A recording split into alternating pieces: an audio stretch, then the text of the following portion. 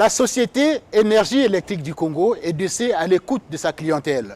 En effet, ils sont nombreux, ces clients de EDC, qui se plaignent souvent, à tort ou à raison, de la qualité de l'électricité qui est mise à leur disposition. Ils ont peut-être raison, certainement, que l'offre au plan national n'arrive pas à satisfaire la demande toujours croissante.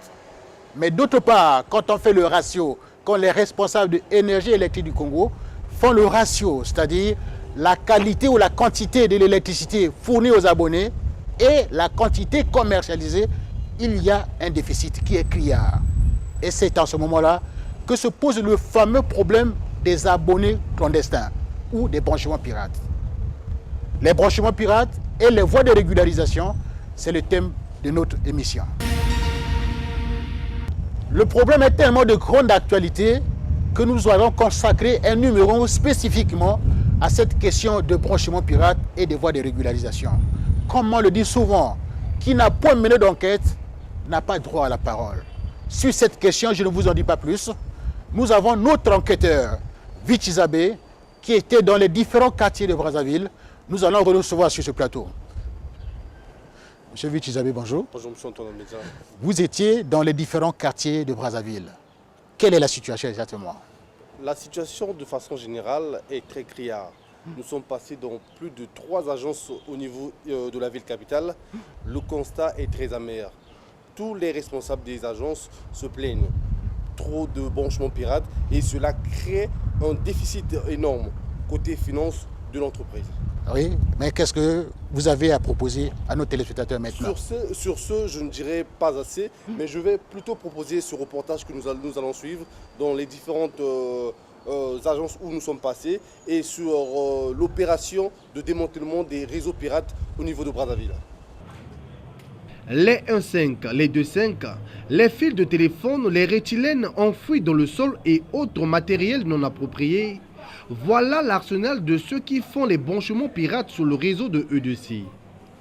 Phénomène observable dans les quartiers périphériques des grandes villes comme Brazzaville et Pointe-Noire. Les branchements pirates pénalisent non seulement l'entreprise, mais aussi les abonnés réguliers. Pour ne prendre que le cas de la ville capitale, dans les quartiers périphériques de Talangaï, Filou, Makelekele et Bakongo, les clandestins donnent du fil à retordre pour ceux qui gèrent le réseau.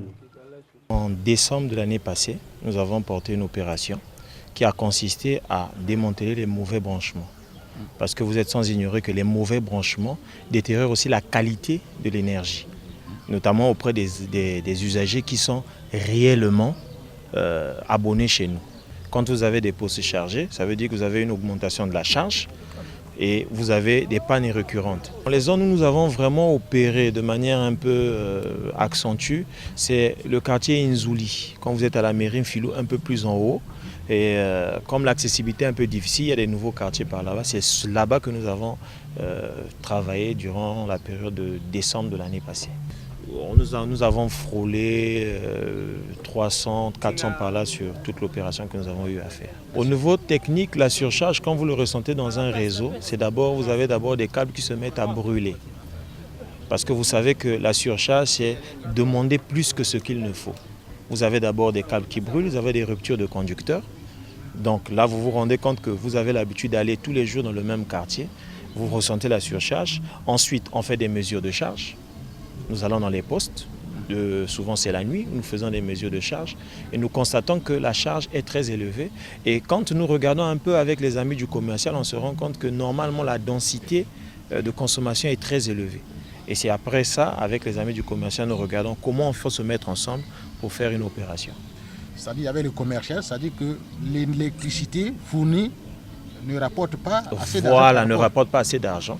Et vous avez une récurrence des pannes et ça vous pousse donc à rentrer dans le réseau pour vérifier est-ce que tout le monde est réellement abonné, est-ce que la qualité des câbles sont les câbles sont de bonne qualité. Vous avez des endroits où si on fait des branchements, au lieu de le faire avec du câble rétilène, qui est le câble aérien, on le fait avec le VGV. Vous voyez que suite aux pluies, il peut y avoir électrocution et mort d'homme. Donc ce que je peux dire aux consommateurs d'énergie, c'est de s'atteler à ce que, les branchements soient de bonne qualité. Et pour cela, il faut venir vers nos bureaux, faut venir vers nos bureaux.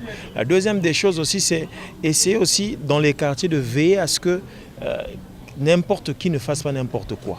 Parce que la remarque aussi dans les périphéries, c'est que nous remarquons, c'est que n'importe qui monte sur le réseau pour tripoter. Et cela, c'est malheureusement nos clients qui sont réellement abonnés qui en souffrent. On perd beaucoup de postes à cause de ces branchements-là. Il y a certains qui le font avec les TH, il y a des fonds. En fait, il n'y a pas la conformité, ce qui fait le retour souvent du réseau. Et les clients se plaignent. On a monté l'opération avec l'apport de la direction générale. On a demandé à tous les clients, avant de commencer l'opération, ceux qui n'étaient pas en règle, les clandestins, là, de venir régulariser. Et ils leur ont fait un forfait, c'était de 31 000. Juste payer l'abonnement et les frais d'études. Ils ne payent pas le devis. Et c'était 31 000 et quelques. On en a eu de mon agence ici, il y a eu près de 2 000 et quelques qui sont venus s'abonner. Il y en a d'autres qui continuent à être récidifs, qui ne veulent rien savoir. Ils détruisent le réseau comme ça. Et on a pensé avec les instructions de la hiérarchie de commencer à démanteler les câbles enlevés pour soulager ceux qui veulent avoir le courant sans problème.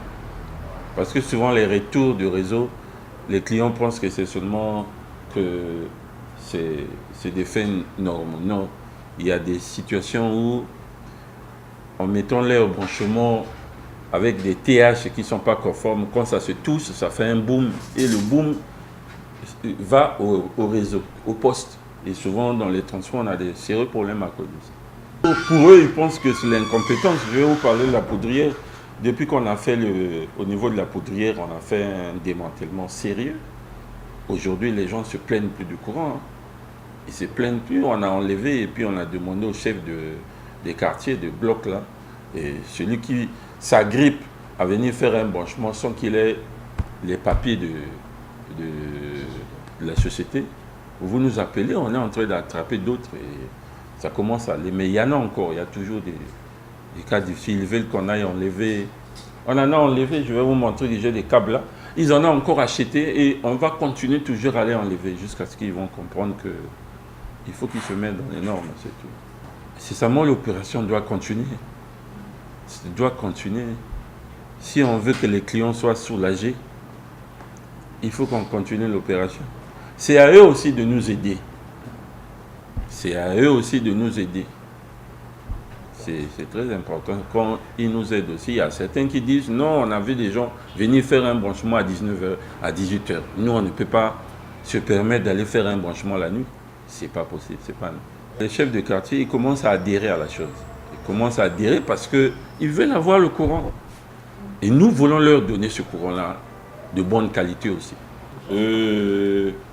Lorsqu'on a commencé l'opération, et on est en train de continuer, si je vous prends les 3 mois qu'on avait attaqué l'opération, on en a dénombré ce que j'ai laissé comme câble à Makelekele, parce que j'ai beaucoup laissé là-bas. Et ceux qui sont ici, on en a pris près de 900 et quelques câbles qu'on a retirés chez le client. Il faut qu'ils sachent aussi, quand on enlève les câbles là, quand c'est des bons câbles, dès qu'ils payent leur papier, nous partons leur remettre le courant. Nous partons leur remettre leur câble où on installe, sans qu'ils payent quelque chose. Ils doivent nous payer seulement, quand on était dans l'opération, c'était les frais d'études et l'abonnement.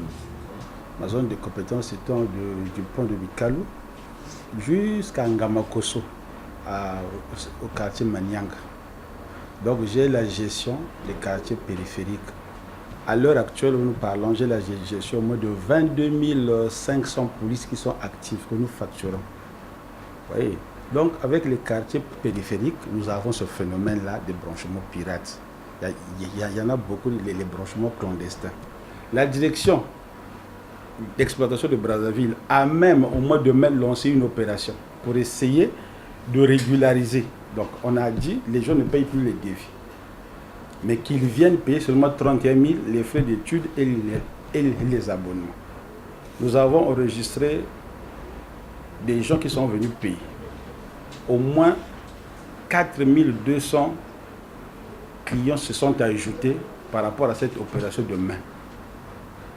Mais il y a ceux, à la date d'aujourd'hui, qui n'ont pas encore régularisé leur situation. Donc, qui sont toujours des clandestins. Vous voyez, et à chaque fois, quand les agents, sous instruction de notre directeur, quand les agents vont sur le terrain, ils enlèvent des câbles de ceux qui n'ont pas encore des papiers. À part ce phénomène-là, il y a des branchements. Vous voyez, donc les gens se connectent au réseau de la SNE au poteau, dans des branchements souterrains. Mais au fond, c'est un dispatching qui est là. Parfois, on ne sait pas ce câble appartient à qui, mais eux, ils se sont branchés. Donc le quartier se sont réunis en complicité, ils ont fait un branchement eux-mêmes. C'est un câble pendant qui est là et les gens se connectent à partir de ce câble-là. Donc nous avons des difficultés, mais nous avons l'appui du commissaire de police de Kibeliba. Lui, il nous aide beaucoup, il nous donne des policiers, nous travaillons avec le policier, sans oublier le maire de Talangaï, M. Pivan Ndeki. Lui aussi, il fait un grand travail. Il nous accompagne dans notre travail de démantèlement des branchements pirates. Nous avons le transport de Mariam Ngouabi. Le transport Mariam Ngouabi avait pris feu à cause de ça. Nous avons le poste Gaston Lenda. Nous avons le poste au Kemba qui pose problème parce que le courant à chaque fois, quand il y a des heures de pointe, il y a des baisses de tension. Donc les gens parfois n'arrivent pas à charger même les portables. Ce que je peux dire à la population de Talangaï, Mikalu, Ngamakoso, Manyanga, le pays nous appartient. Le courant, ce n'est pas un luxe, c'est une nécessité. Chacun doit protéger l'outil de l'État. Nous ne sommes pas des bourreaux, nous sommes des humains. Nous sommes à Brazzaville. Donc qu'ils viennent nous voir, quelle que soit la situation, nous allons trouver la solution. Si l'opération déclenchée dans les différentes agences de EDC à Brazzaville et à Pointe-Noire peut se pérenniser et s'étendre dans d'autres localités, l'action sera salutaire pour l'entreprise et les abonnés réguliers. Voilà l'équipe de Megawatt à la recherche de la vérité. Et sur la question, nous avons voulu faire le Saint-Thomas. Au-delà du reportage de notre enquêteur Vichizabé, au-delà des interviews accordées par les chefs d'agence, nous nous rendons à la Direction générale de l'énergie électrique du Congo. Nous avons tendu le micro au directeur de l'exploitation et au directeur commercial. Ils nous disent, avec des termes appropriés, dans quelle mesure l'énergie électrique du Congo subit le contrepoids de ces branchements pirates. Le délestage chez nous est dû à plusieurs facteurs. On peut le scinder en deux groupes. Le délestage qui est dû à l'insuffisance de production et de transit au niveau de la haute tension, et à le délestage en distribution. C'est donc le réseau interne des villes. Bon, ici, dans l'ensemble du pays, on ne parle de délestage qu'à Brazzaville et à Pointe-Noire, parce que c'est des grands centres. Bon. Au niveau de la production, le gouvernement s'attelle à régler ce problème-là, je crois, définitivement, parce que avec la construction de la troisième turbine à gaz, la production va s'améliorer. Puis il restera quand même un petit problème, les goulots d'étranglement dans le transit entre Pointe-Noire et Brazzaville, parce que la production est maintenant concentrée à 70% à Pointe-Noire. Donc les câbles qu'on avait posés, c'était prévu pour une certaine puissance. Aujourd'hui, avec l'augmentation du transit qui s'avère nécessaire entre Brazzaville et Pointe-Noire, il faut aussi changer ce réseau. Mais on a un contrat avec l'AFD. Je prends l'AFD qui s'attelle à régler ces problèmes-là. Le contrat est en cours. On va changer les transformateurs dans les postes sources. On va augmenter les câbles, s'il faut le dire, de transit entre Brazzaville et Pointe-Noire. Notamment, ils vont commencer par Pointe-Noire à Lodima. Ils vont augmenter ses capacités de transit. On va aussi refaire la liaison qui a été détruite pendant les événements entre Bouantsa et Minduli. Ça, il faut la refaire parce que ça permet d'amener plus d'énergie vers Brazzaville. La deuxième phase du délissage, c'est l'insuffisance au niveau des villes. C'est-à-dire quand l'énergie arrive dans des grands postes, il déverse sur la distribution qui est donc Brazzaville et Pointe-Noire. Là, le problème, on peut le scinder en plusieurs étapes.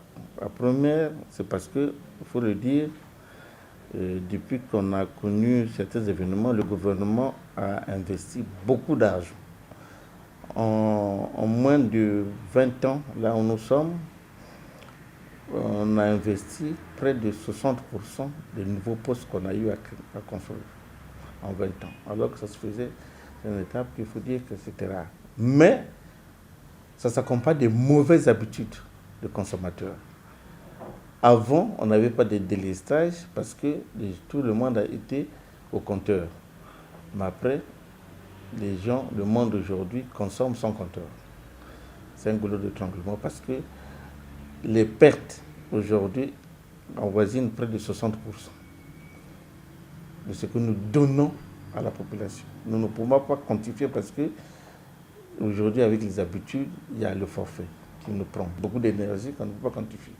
Parce que nos équipements tombent en saturation. Les équipements, c'est lesquels? Les câbles, les transferts.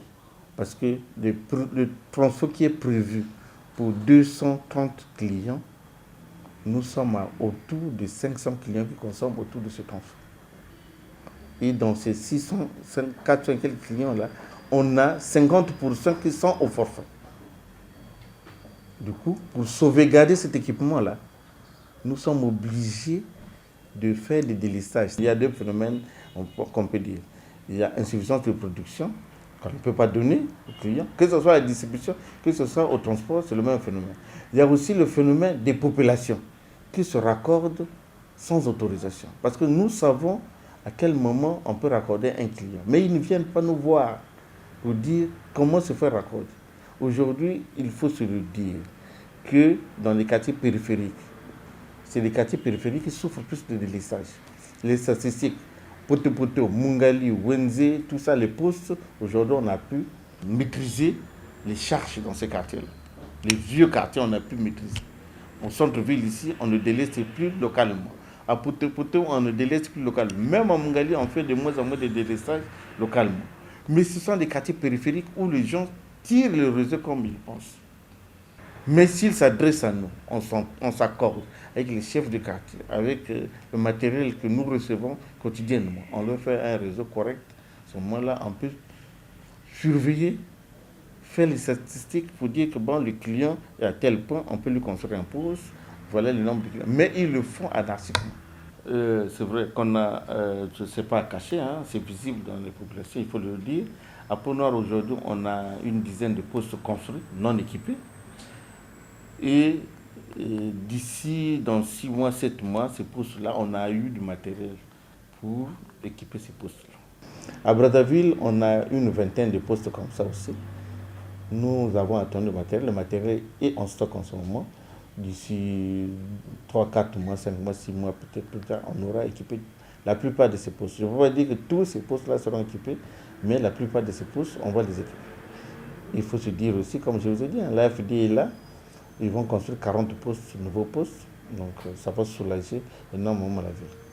Mais, comme on dit, que ce n'est pas des solutions si on n'éduque pas la population. Mais il faut dire que le délestage que nous subissons, la population a une part de responsabilité. Parce qu'ils ne s'adressent pas à la bonne porte.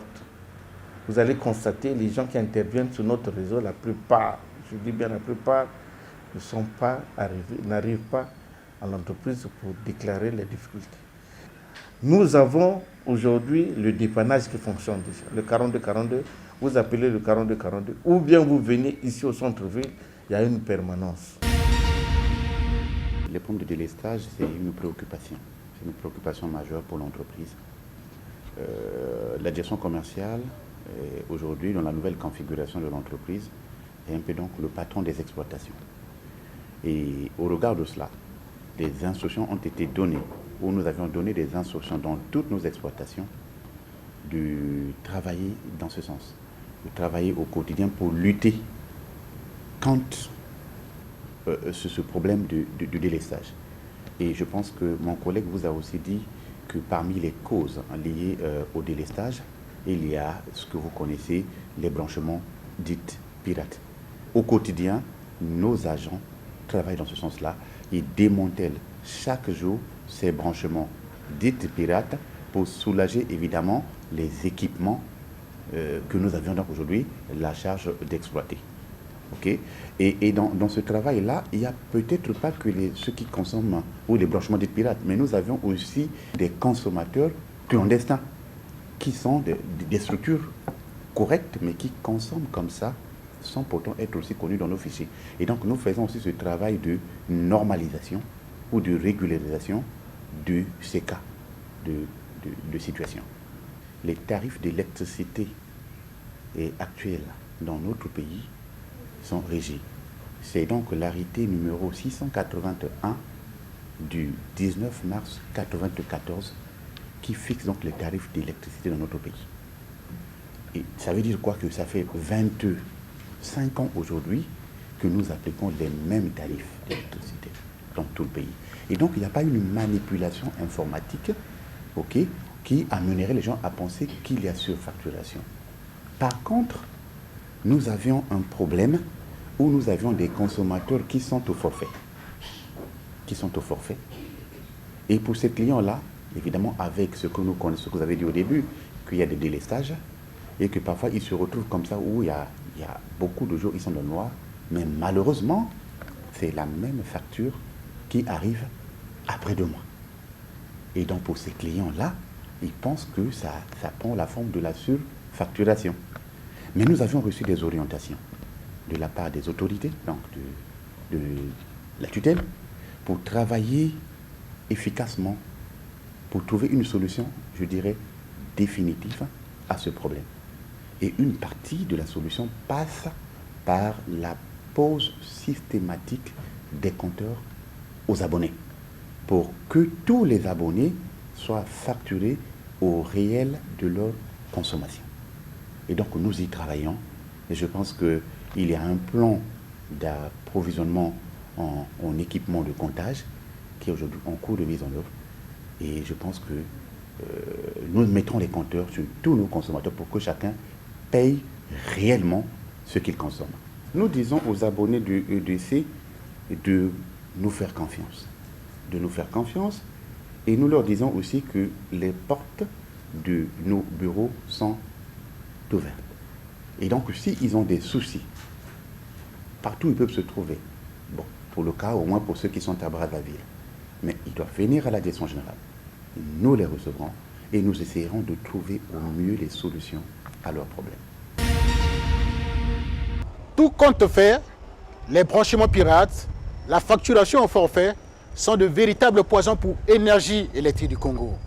Comme la campagne de sensibilisation et de régularisation des abonnés irréguliers est engagée, nous aurons l'occasion de quantifier ce travail. Pour l'instant, l'équipe de Megawatt vous dit infiniment merci et vous fixe rendez-vous pour le prochain numéro.